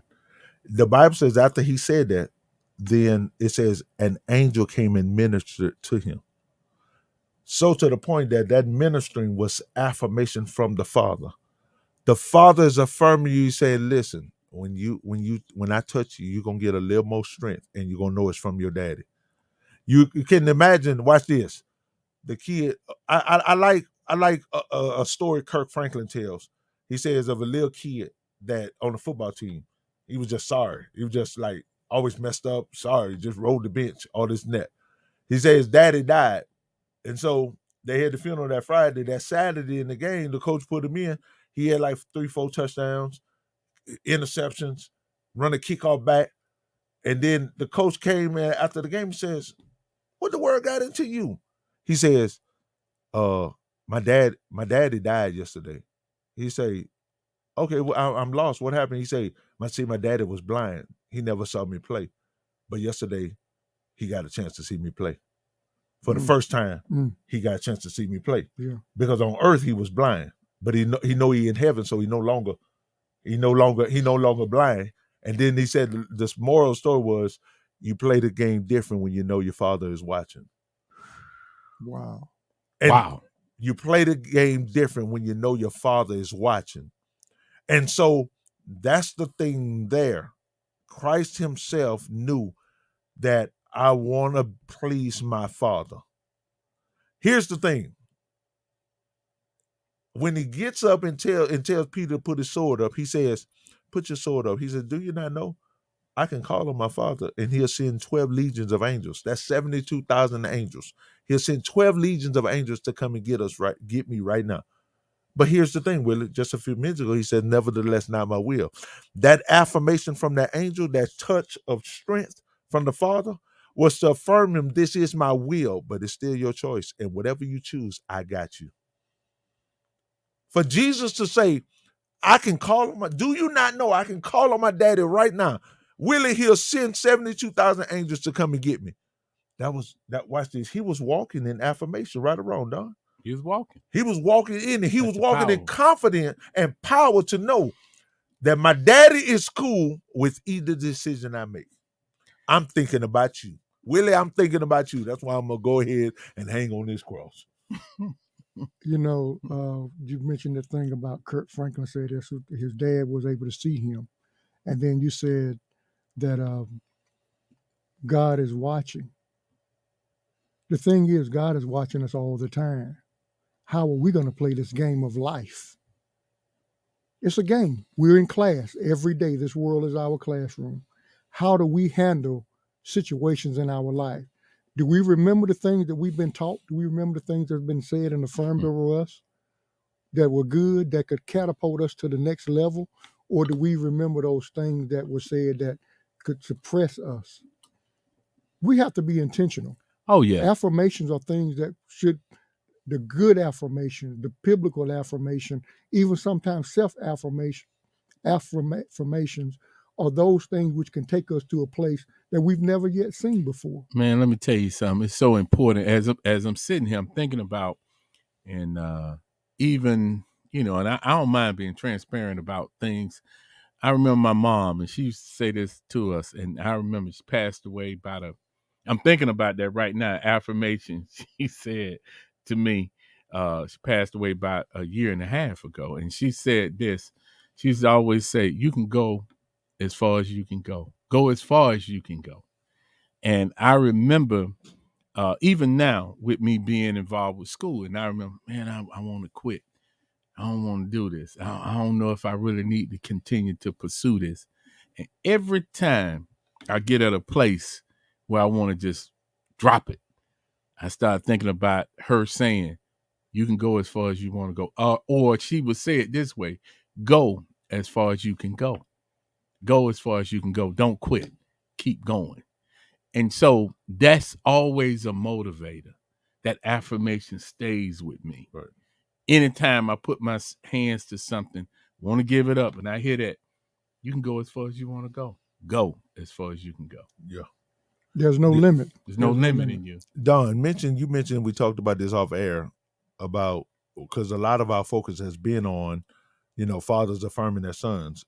But how necessary is it for a father to affirm a daughter? It's very important. I believe girls, if they don't have a good relationship with their fathers, it transcends to what kind of relationship they have with men. So girls need that confirmation from their fathers. A lot of girls are involved in women are involved with different type of relationships because they didn't get that affirmation from their father, or they saw some negative things in their father that was never corrected. I always remember my daughter. She was about 6 years old. She always talked about becoming a lawyer.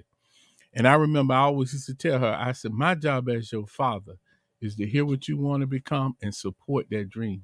My daughter has been in private practice for over the past 12 years and getting ready to go into her own practice. I mean, she's practiced with other people, but she has her own practice now. But she's always been in law. She's been in law for the past 12 years. But she said that as a kid, she said, I want to become a lawyer.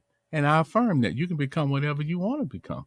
I'm here to support your dream. And I think women need to hear from their fathers. They need to have a father that says you can be whatever you want to be. It's no ceiling on you, and they got to live a certain life in front of their daughters. Have I been the, quote, perfect father? No, but I've been a father that's been transparent with my daughter.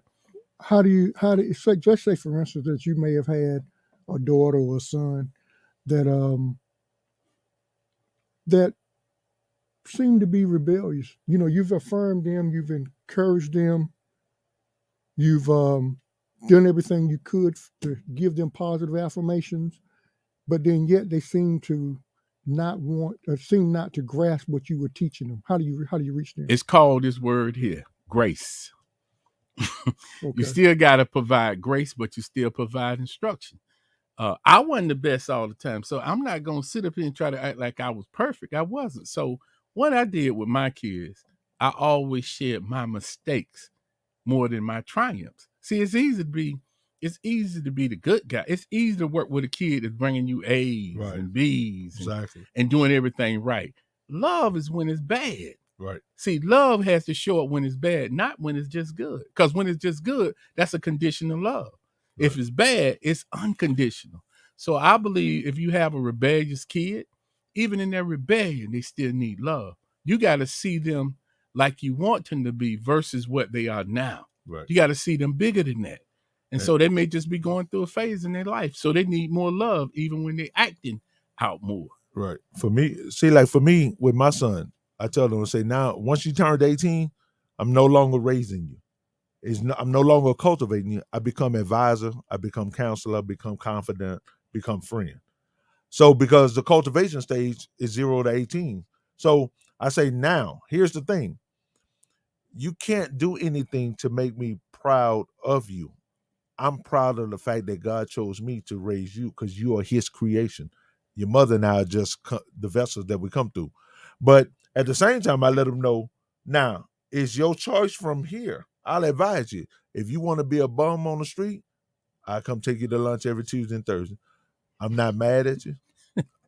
My feelings ain't hurt because I can walk with confidence in knowing I did my job.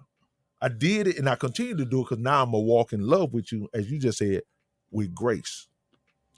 And we'll be back, 106 Live Radio, the male perspective, the importance of affirmation.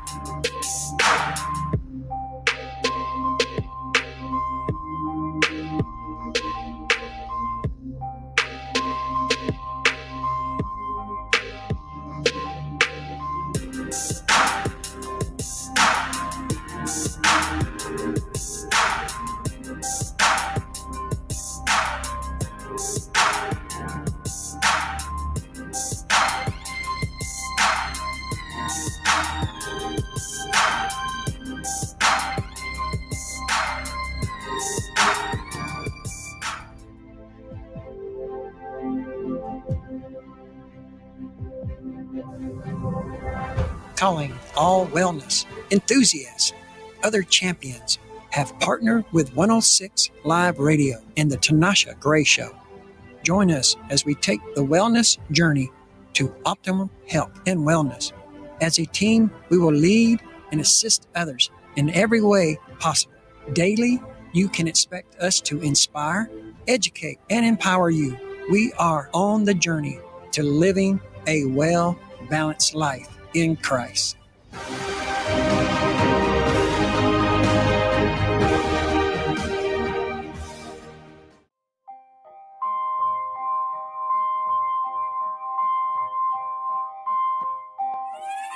Broadcasting live from Atlanta while serving the entire globe. It's the fastest growing radio on the web. It's 106liveradio.com. They say singing can help you remember things, so here's some tips for parents out there during these tough times. Number 1. Make sure your kids wash their hands for 20 seconds after they've coughed or sneezed or been outside. 2. Virtual playdates. Social and physical distancing can help save lives. 3. Tell them they're safe and show your love and pride. Yes, we'll get through this together. Find out more at coronavirus.gov. A message from the CDC and the Ad Council. This is a time to raise awareness about birth defects and highlight efforts to improve the health of people living with these conditions across their lifespan. Join the nationwide effort to raise awareness of birth defects and their impact on individuals, parents, and families. Birth defects are structural changes present at birth that can affect almost any part of the body.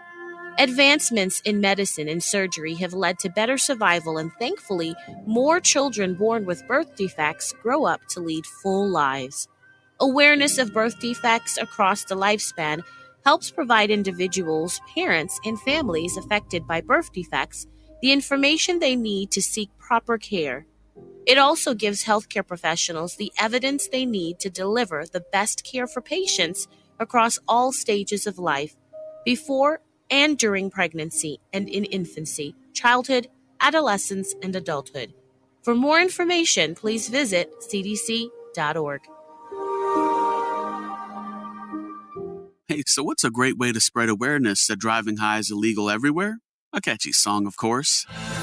You can run, but you can't drive high. You can run, but you can't drive high. Friendly reminder, don't drive high.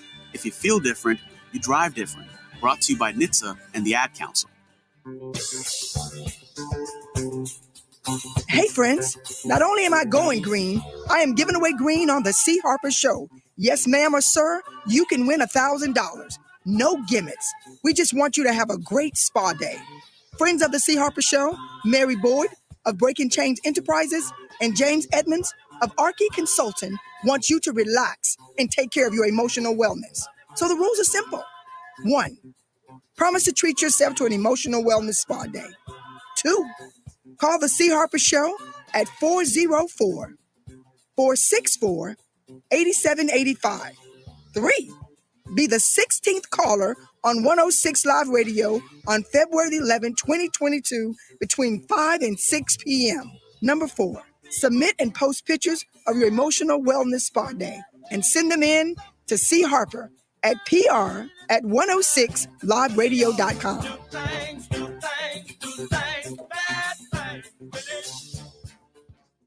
Hi, everyone. And we are back to 106 Live Radio, the male perspective, where excitement meets diversity. R&B throwback station, all genres of music. Check us out. Download the 106 Live Radio app on your cellular device.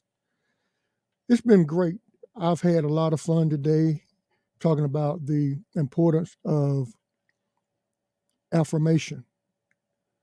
I've enjoyed having Ron Robinson and Dr. Don Miller here helping us out today, working together as a team, affirming me, supporting me behind the scenes.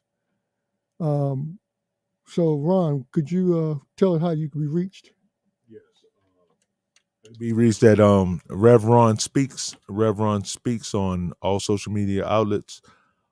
Or Ron Robinson. Join us live every Thursday evening, 7:15 p.m. Eastern Standard Time for a very live, transparent Bible study.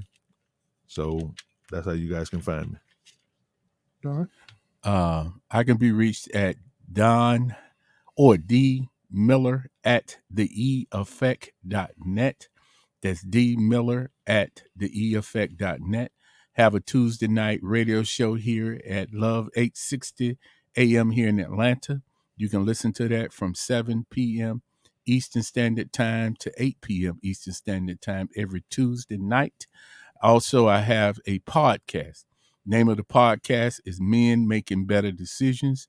You can find that podcast on all of the podcast platforms, Spotify, any podcast platform. It's called Men Making Better Decisions.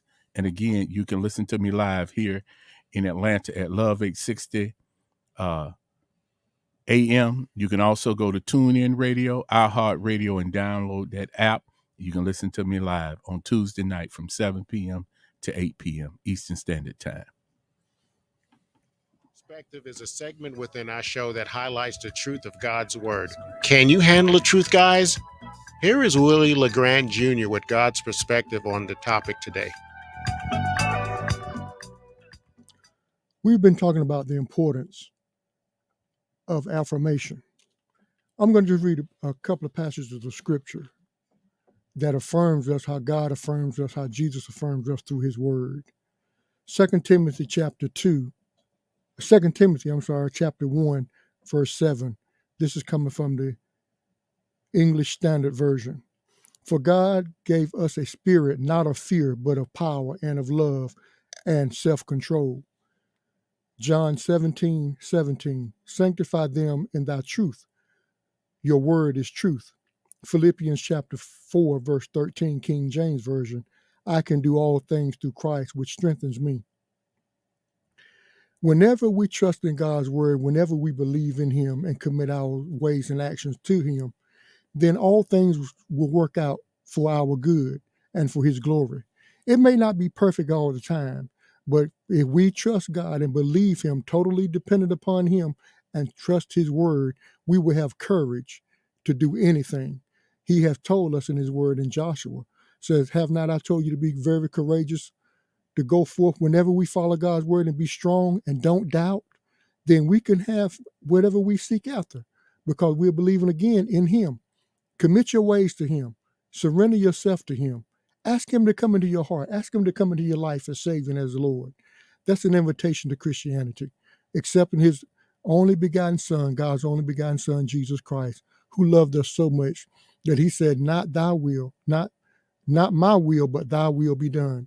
Whenever we trust God, his will will always be done when we walk in obedience. Y'all have a great day. In Georgia, God bless. That is God's perspective.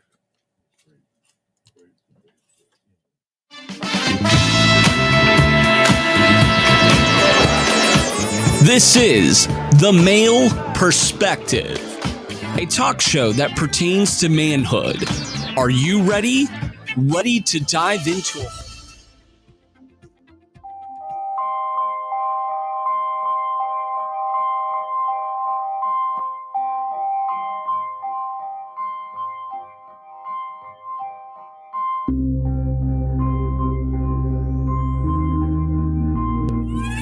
Broadcasting live from Atlanta while serving the entire globe. It's the fastest growing radio on the web. It's 106liveradio.com. To some, a baby's babbling doesn't mean much, but it does. Especially if there's no babbling at all. Little to no babbling by 12 months or later is just one of the possible signs of autism in children. Learn more at autismspeaks.org. Brought to you by Autism Speaks and the Ad Council. In the U.S. today, 2.7 million people have glaucoma. So what is glaucoma, and am I at risk? Glaucoma is a group